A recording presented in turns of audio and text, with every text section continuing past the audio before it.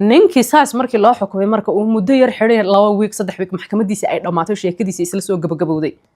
nin kale barnaamij ha soo waca marka telefishin ay dadku soo wacaan oo su'aalo iyo wax la weydiiyo oo qofku si live u soo wacayo markuu qofku hadlayo de telefishinka laga maqlayo codkiisa dadka daawanayo dhan ay maqlayaan barnaamijyada live-ka sida Universal TV waxa loo wici jiray camal nin ha soo wactamo wuxuu waxa la yiraahdaa Caadil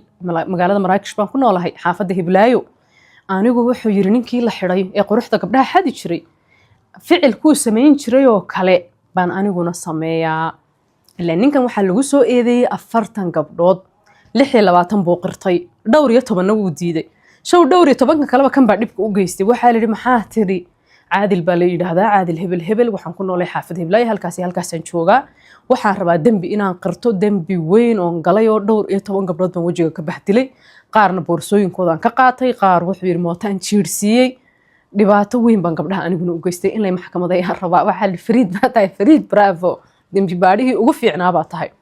intii hadalkii loo sii badbadinay marka oo lala hadlayay markiiba de booliis baa la wargeliyay ninkii booliiska meeshii joogeen ugu tagay ma waxbaxsaneyn mid kale kaasi isagaaba ugu tala galay in la soo qabto wala soo qabtay